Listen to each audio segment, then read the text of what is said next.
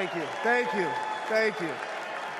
I'm Adam Kinzinger, and I am proud to be in the trenches with you as part of this sometimes awkward alliance that we have to defend truth, defend democracy, and decency.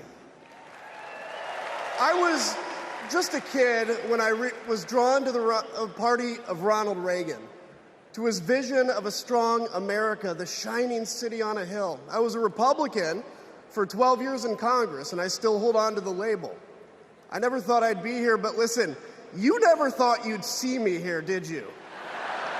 But I've learned something about the Democratic Party, and I want to let my fellow Republicans in on the secret. The Democrats are as patriotic as us.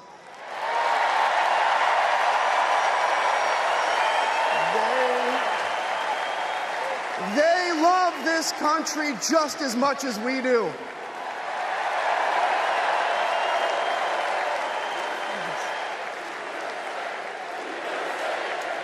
And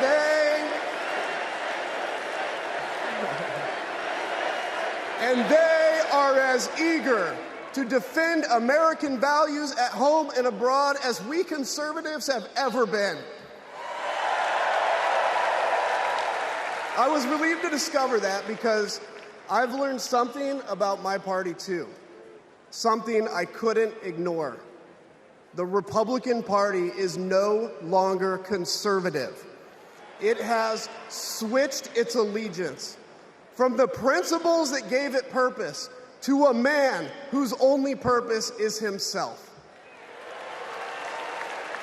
Donald Trump is a weak man pretending to be strong. He is a small man pretending to be big. He's a faithless man pretending to be righteous. He's a perpetrator who can't stop playing the victim. He puts on, he puts on quite a show, but there is no real strength there. As a conservative and a veteran, I believe true strength lies in defending the vulnerable. It's in protecting your family. It's in standing up for our Constitution and our democracy. That is the soul of being a conservative. It used to be the soul of being a Republican, but Donald Trump has suffocated the soul of the Republican Party. His fundamental weakness has coursed through my party like an illness, sapping our strength, softening our spine, whipping us into a fever that has untethered us from our values. Our democracy was frayed by the events of January 6th, as Donald Trump's deceit and dishonor led to a siege on the United States Capitol. That day, I stood witness to a profound sorrow, the desecration of our sacred tradition of peaceful transition of power, tarnished by a man too fragile, too vain, and too weak to accept defeat.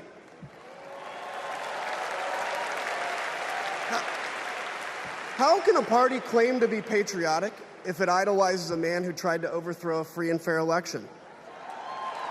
How can a party claim to stand for liberty if it sees a fight for freedom in Ukraine, an attack pitting tyranny against democracy, a challenge to everything our nation claims to be, and it retreats, it equivocates, it nominates a man who is weirdly obsessed with Putin,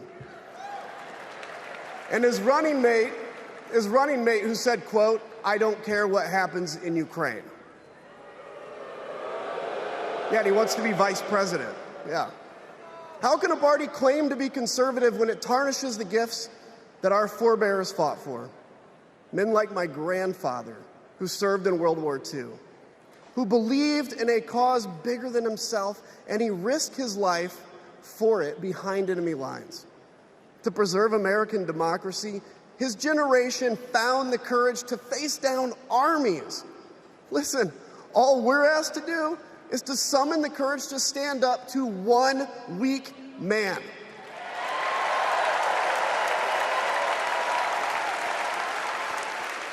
Some have questioned why I've taken the stand I have. The answer is really simple, ladies and gentlemen. We must put country first. And tonight, as a Republican speaking before you, I'm putting our country first.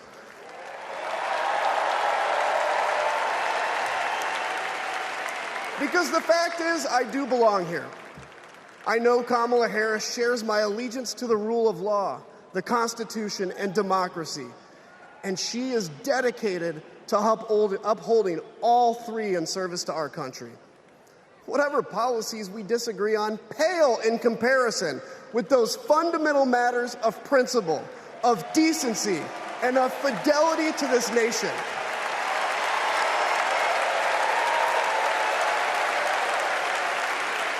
Listen, to my fellow Republicans, if you still pledge allegiance to those principles, I suspect you belong here too. Because democracy knows no party.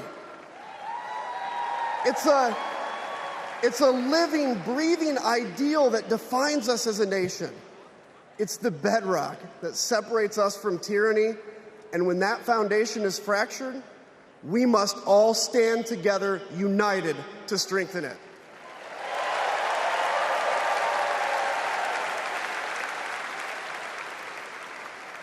If you think those principles are worth defending, then I urge you, make the right choice. Vote for our bedrock values and vote for Kamala Harris. God bless you.